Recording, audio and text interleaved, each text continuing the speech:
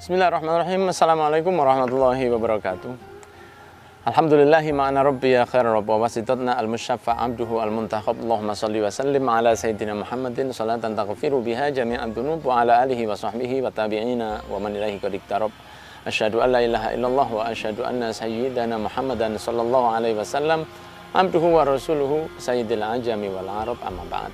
Ikhwan dan akhwat yang dirahmati oleh Allah, puji syukur atas nikmat yang diberikan Allah kepada kita, khususnya kita yang menjadi umat Nabi Muhammad SAW, dan diberikan oleh Allah kecintaan kepada Rasul SAW, sehingga kita buktikan cinta tersebut dengan mempelajari sisi kehidupan Nabi Muhammad yang memang diberikan sebagai suri tauladan oleh Allah Subhanahu wa Ta'ala. Maka setelah kita bahas pada pertemuan yang lalu bagaimana kisah dari Halimah As-Sa'diyah yang dengan wujudnya Nabi Muhammad SAW, rumahnya diberikan kemudahan oleh Allah, rumah tangganya diperbaiki oleh Allah, ekonominya bahkan dijadikan oleh Allah sebagai rumah tangga yang jauh lebih baik, serta ekonominya dinaikkan oleh Allah Subhanahu wa Ta'ala hanya dengan wujud Nabi Muhammad SAW yang masih bayi saat itu. Di dalam rumahnya Allah menurunkan segala berkah, dan sudah kita bahas juga bahwa dengan membawa Nabi Muhammad ke dalam rumah kita, yaitu maksudnya adalah membawa sunnah Rasul di dalam rumah kita, insya Allah rumah kita akan diberikan oleh Allah keberkahan sebagaimana Allah memberi berkah kepada Halimah As-Sa'diyah. Hadirin dan hadirat dirahmati oleh Allah, bahwa perlu kita ketahui setelah Rasulullah SAW berada di kampung Sa'ad, sebagaimana anak-anak yang tumbuh pada usianya, Rasulullah SAW saat itu berusia 1, 2, 3 tahun, memiliki kelebihan, yaitu bahwa satu harinya Rasulullah SAW itu seakan perkembangan 1 bulan dari bayi-bayi yang lain. Maka Nabi Muhammad SAW ketika tumbuh dan disayang benar oleh Halimah As-Sa'diyah, Rasulullah SAW ketika berusia sekitar 4 tahun mendapatkan satu tragedi atau kejadian yang amat besar, yaitu ketika didatangi oleh 2 malaikat, malaikat Jibril dan malaikat Mikail, yang saat itu Rasulullah SAW sedang bermain dengan temannya, yaitu putra dari Halimah As-Sa'diyah. Ketika itu Rasulullah SAW sedang bermain dan datanglah malaikat Jibril menyerupai manusia, kemudian menidurkan Nabi Muhammad SAW di atas tanah. Kemudian Nabi Muhammad SAW dibuka bajunya dan dibelah dadanya, dibelah dada beliau. Dan ketika melihat hal itu, putri dari Halimah As-Sa'diyah langsung melarikan diri pulang ke rumahnya untuk melaporkan apa yang terjadi kepada teman setianya, yaitu Nabi Muhammad SAW. Nabi Muhammad dibelah dadanya oleh malaikat Jibril, kemudian diambil hatinya dan dikeluarkan, kemudian diambil sedikit dari bagian hati tersebut untuk kemudian dibuang, dan setelah itu dikembalikan lagi dan diusap dada beliau. Setelah itu sehat dan tidak ada terjadi luka apapun, tanpa bekas. Nabi Muhammad SAW menjadi sehat kembali dan tidak ada masalah dengan hal itu. Halimah As-Sa'diyah yang mendengar bahwa putra kesayangannya yang Allah telah memberi berkah di dalam rumahnya lewat Nabi Muhammad SAW sedang dicederai orang, maka bergegaslah Siti Halimah keluar untuk menjemput Nabi Muhammad SAW, dan melihat Nabi Muhammad sudah berjalan menuju rumah. Di saat itu Rasulullah SAW wajahnya memerah atas apa yang terjadi kepada dirinya, dan Halimah pun menangis memeluk Nabi Muhammad SAW dan mengatakan, apa yang terjadi pada dirimu? Kemudian Nabi Muhammad SAW menceritakan bahwa tadi ada 2 orang yang datang dan membelah dada saya, kemudian dikeluarkan hati saya, dan dia mengambil sedikit dari bagian hati tersebut dan mengembalikannya lagi. Semua saya lihat dengan tanpa rasa takut. Setelah itu dada saya dipesut, diusap lagi, kembali seperti biasa tanpa rasa sakit dan tanpa bekas.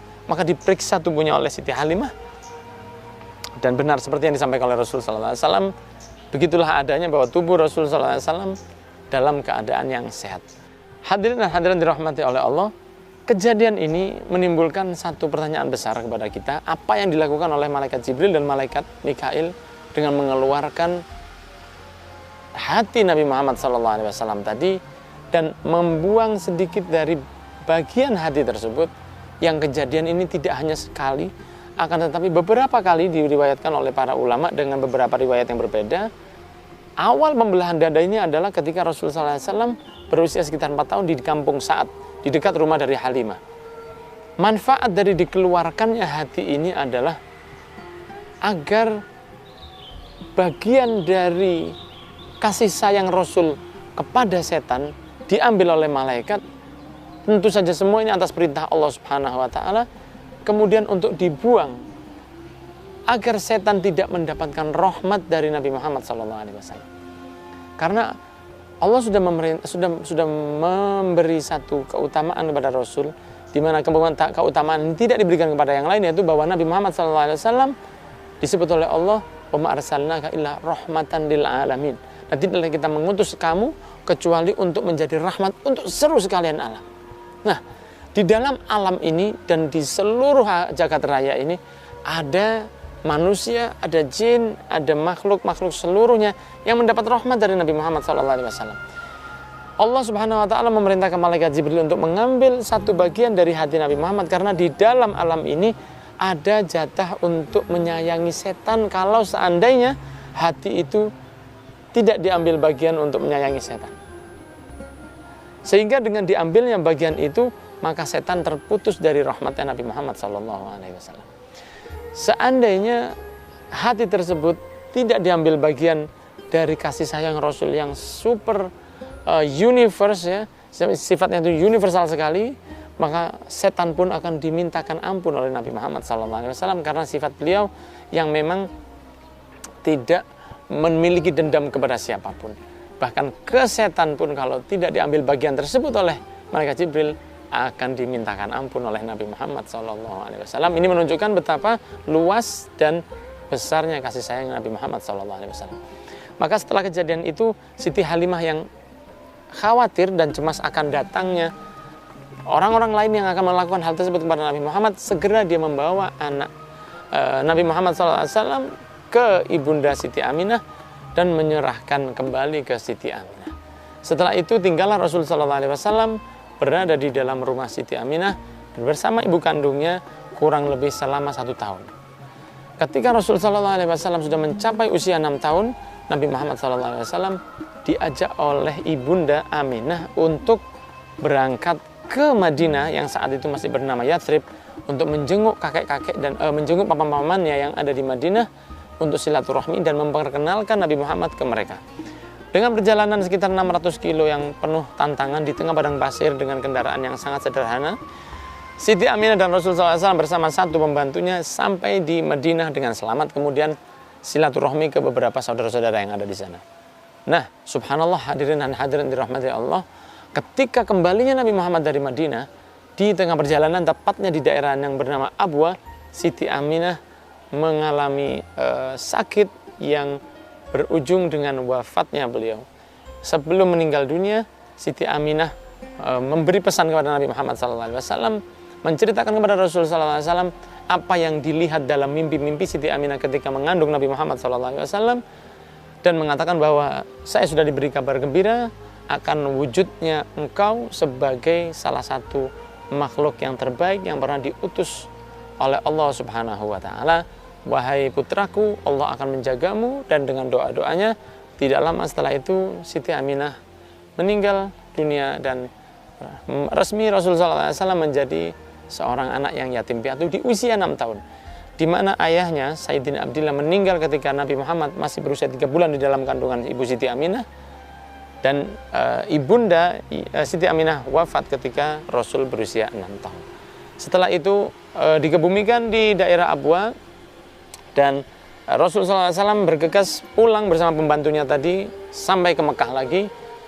Kemudian datang ke rumah kakeknya yaitu Abdul Muthalib untuk melaporkan apa yang terjadi di perjalanan. Akhirnya kakek Abdul Muthalib mengatakan kepada Rasulullah SAW, mulai saat ini engkau akan ikut dengan saya.